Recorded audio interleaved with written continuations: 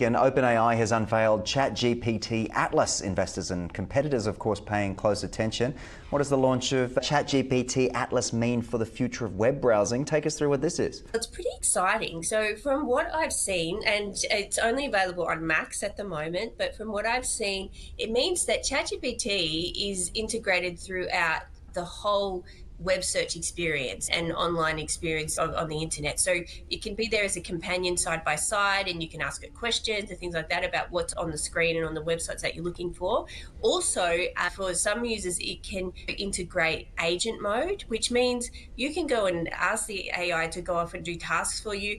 This sounds really terrible, but I have this dream of saying, ChatGPT, go and do my Christmas shopping, because it will know me so well, and it will also know my family so well, which is maybe a bit creepy, but it might even be able to find gifts much better, and gifts that they would like more than what I would find anyway. It can do tasks for you, which is quite exciting. On the flip side, that's the thing, you need to look at sort of the privacy side of it as well, because it will be using your web searches and what you're doing online through the browser to learn more about you, which will make your outputs and your interactions much more relevant and accurate towards you. However, what are they going to do with all that training data, and where's that going to go is also another question. So it would be great, but on the other side, you need to be cautious as well. Yeah, 100%. Privacy and data concerns become more complex when AI is actually embedded into a browser. Does that seem to be the case?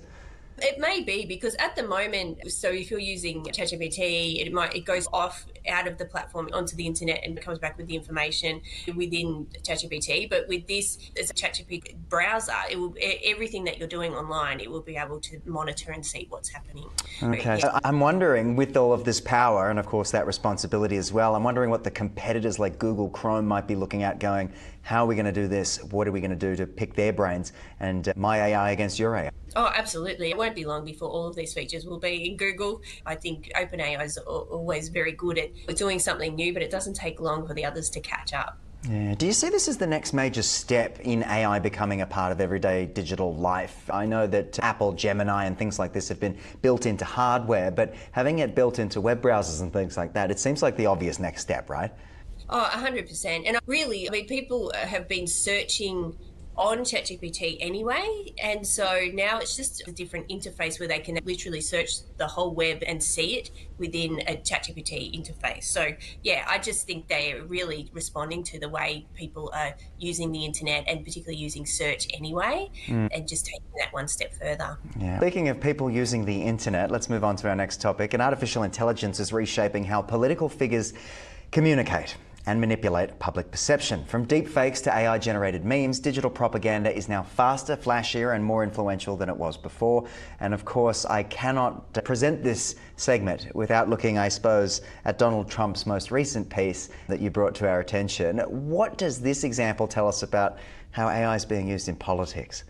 I think it says everything. There was worries around it being used, I guess, for political ads and things like that, and deep fakes, but Trump here is just embracing it to create, or people doing it for him, to create, I guess, situations and scenarios that I guess he wished were reality, and sending it out into the world. So it's quite an interesting way to use it. He's definitely using it to further his beliefs and the things that he wants to happen. Yeah, and having Kenny Loggins and playing song in the background and doing the Top Gun thing is all well and good, but how do you think this stuff could actually influence public opinion and polarize audiences beyond the sort of memification, if you will? I think too, people who are not AI literate may actually think that it's real, because we've really got to be clear around what's real and what's not. And so I think that doesn't help. But also, I don't know if you've seen that video, and Kenny Loggins was not happy that his music was being used in this way without permission.